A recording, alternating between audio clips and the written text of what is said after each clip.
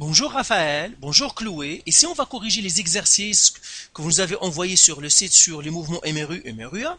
Alors, regardons dans cet exercice, ils vous disent une automobile A est immobilisée à un feu de circulation.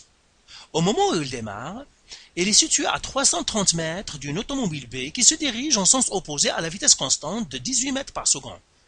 Si l'automobile A accélère au taux de 3 mètres par seconde carré, où et après combien de temps les deux automobiles se croiseront-elles? Alors ici, ils vous montrent un schéma, ils vous disent, j'ai une automobile, ils ont mis ici l'axe des X pour eux, ça c'est 0. Ils disent une automobile ici, qui va partir de gauche vers la droite, et puis j'ai une autre automobile qui va partir de droite vers la gauche, ils vont se rencontrer quelque part, ici, pas nécessairement à la moitié du chemin. Et là, ils nous demandent de trouver quoi? Ils nous disent, où et après combien de temps? Ça veut dire, ils veulent qu'on trouve le delta XA, ça veut dire la distance entre le point de départ du A, le feu rouge, et là où le point de rencontre, et le delta T. Alors, quand vous voyez des exercices comme ça, ce sont des exercices classiques. Là, vous avez deux objets qui sont en mouvement. Le A et le B. Toujours, il faut étudier un seul. Il faut étudier chaque mouvement tout seul. Et trouver le lien entre les deux mouvements. Alors, ce sont des exercices qui sont classiques. Eh bien, moi, je vais faire un autre schéma ici, tout simplement, c'est-à-dire un dessin schématique. Donc, j'ai ici, ça c'est la distance qui sépare les deux voitures. J'ai la voiture A, j'ai la voiture B. Alors, la voiture A va se déplacer dans ce sens-là, et comme ça. Et j'ai la voiture B qui va se déplacer dans ce sens-là. Ils vont se rencontrer à un endroit quelque part ici. Donc, je mettrai comme ça. Et ils me disent, donnez-moi le delta X ici, c'est-à-dire la distance qui est ici, c'est combien? Et le delta T, ça veut dire le temps de rencontre. Là, on va étudier le mouvement A tout seul et le mouvement B tout seul. Seulement, les deux mouvements, qu'est-ce qui les relie? Eh bien, je sais que la distance d'ici à ici, c'est 330 mètres. Parce que c'est ce qu'ils me disent. Ils me disent qu'ils sont séparés par 330 mètres. Donc, ce qui relie les deux mouvements, c'est que le A va dire, moi, je vais parcourir une distance delta XA, c'est-à-dire jusqu'à la rencontre de la voiture B. La voiture B, elle va dire, moi aussi, je vais parcourir une distance delta XB.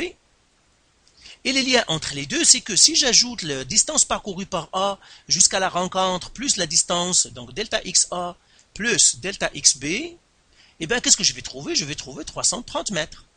C'est ça le lien entre les deux mouvements. Mais chaque mouvement, lui, il va partir librement, donc on doit l'étudier indépendamment de l'autre.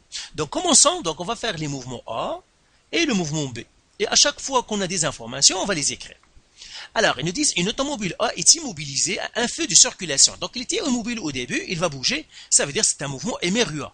Donc, pourquoi? Parce que s'il était immobile, il va bouger, ça veut dire que sa vitesse va changer, ça veut dire que c'est un mouvement MRUA. Et un mouvement MRUA, donc les variables c'est delta X, delta T, V initial, V final, accélération. Alors, ils nous disent au début il était immobile, ça veut dire VI, la vitesse initiale c'est 0 mètres par seconde. Après, qu'est-ce qu'ils disent? Au moment où elle démarre, elle est située à 330 mètres, donc ce 330 mètres, on l'a utilisé, d'une automobile B qui se dirige en sens opposé à la vitesse constante de 18 mètres par seconde. Ah, le mot-clé, vitesse constante, ça veut dire B n'a pas changé de vitesse. Ça veut dire son mouvement, c'est un MRU. Lui, c'est un MRUA. Et quand on a les MRU, les variables, on n'a que 3, delta X, delta T et V. Ils me disent que V est 18 mètres par seconde. Maintenant, ils me disent ici, la voiture part en sens opposé. La question ici, est-ce que je dois mettre un moins ou non? Eh bien, dans ce cas, on ne va pas mettre de moins, tout simplement. Pourquoi? Parce qu'on va étudier le mouvement de B indépendamment. Pour le B, il va dire, moi, je me dirige comme ça, pour moi, c'est le positif comme ça. C'est pour cela qu'on va étudier le mouvement de B indépendamment des autres. Dans la bulle de B, lui, il se déplace vers le sens positif. C'est pour cela qu'on va laisser 18 mètres par seconde parce qu'on va étudier le mouvement B tout seul. Donc, on va chercher la distance qu'a parcouru B. Alors, donc voilà, c'est tout ce qu'on a pour le B. Ici, il dit, si l'automobile A accélère au taux de 3 mètres par seconde, donc on a le A, l'accélération de A, c'est 3 mètres par seconde carré. Vitesse finale, je ne le connais pas. Delta X, bien sûr, je ne connais pas. Je ne sais pas où ils vont se rencontrer. Delta T, je ne sais pas parce que je ne sais pas à quelle heure ils vont se rencontrer. La même chose pour le B, son delta X, je ne le sais pas. Le delta T, je ne le sais pas. Alors maintenant, commençons par le B parce que c'est un MRU. Ben, quelle est la formule de M heureux? Il n'y a qu'une seule. Pour les M heureux, il n'y a qu'une seule formule. V est égal à delta x sur delta t. C'est ce que je vais écrire ici. V est égal à delta x sur delta t. Alors, je vais appliquer ça. La vitesse, je la connais pour le B. C'est 18 mètres par seconde. Alors, je fais 18 mètres par seconde est égal delta x sur delta t. Ben, le delta t, je ne le connais pas, donc je vais le remonter vers le haut parce que quelque chose que vous ne connaissez pas, ne laissez jamais au dénominateur. Donc, fois delta t, ça me donnerait finalement delta x est égal à 18 mètres par seconde delta t. Donc voilà, pour le b, je viens de le trouver. C'est ça son delta xb, donc je l'écris ici. Delta xb est égal à 18 mètres par seconde fois delta t. Alors, je vais effacer ici, tout ça, je l'efface maintenant. Et je vais écrire ça, je vais l'écrire ici. Donc, pour le delta b, c'est plus 18 mètres par seconde, delta t égale à 330 mètres. Maintenant, je dois trouver le delta xa. Alors, le delta xa, ça, c'est un MURUA. Alors, je vais effacer ici. C'est un MURUA, ben, je regarderai les formules que j'ai. Eh bien, les formules que j'ai pour un MURUA, elles sont là. Et je regarde quelle formule je pourrais utiliser. Là où il y aura delta x, parce que je cherche le delta x. Là où il y aura delta t, parce que je suis forcé d'utiliser delta t, parce que xb utilise delta t. Et je vais regarder. Et en regardant les formules, ben, celle-là, je ne peux pas l'utiliser parce qu'il y a beaucoup d'inconnus, beaucoup de choses que je ne connais pas. Je ne connais pas delta x, je ne connais pas delta t, je ne connais pas la vitesse finale. Trois choses que je ne connais pas. Elle, je ne peux pas l'utiliser parce qu'il n'y a pas de delta x, il n'y a que delta v. Ben, il ne reste que elle. Et d'ailleurs, elle est suffisante parce que j'ai delta x que je cherche, vitesse initiale, je la connais. Delta t, je ne le connais pas, mais je dois faire la formule avec. Donc, c'est là où j'ai que deux choses que je ne connais pas. Là, je l'écris. Delta x est égal v delta t, delta t, plus 1 demi a delta t à la 2. Donc, voilà. Donc, c'est ça la formule qu'on va utiliser. Là, je vais remplacer par les choses que je connais. Donc, pour le mouvement B, le mouvement à delta x est égal, VI c'est 0, 0 mètres par seconde, fois le delta t, plus 1 demi, le A je le connais c'est 3 mètres par seconde carré, delta t à la 2. 0 fois delta t, celui-là il va disparaître parce que c'est 0, ça me laissera delta x est égal, 1 demi fois 3, c'est comme 3 qui divise 2, c'est 1,5 mètres par seconde carré, delta t à la 2. Et bien voilà, j'ai trouvé pour le A, ça c'est mon delta xa, c'est-à-dire la distance qui sera parcourue par A. Alors la distance qui sera parcourue par A, je viens de la trouver, je vais l'écrire. Donc c'est 1,5 mètres par seconde carré, delta t à la 2. Et là j'ai une équation que je dois isoler la variable. Seulement la mauvaise nouvelle, c'est que c'est une équation quadratique. Pourquoi? Parce que j'ai delta t à la 2 et j'ai delta t. Donc, ça va me donner un peu de calcul. Donc, c'est la quadratique. Alors, la formule quadratique, je vais faire un petit rappel. C'est ax à la 2 plus bx plus c égale 0.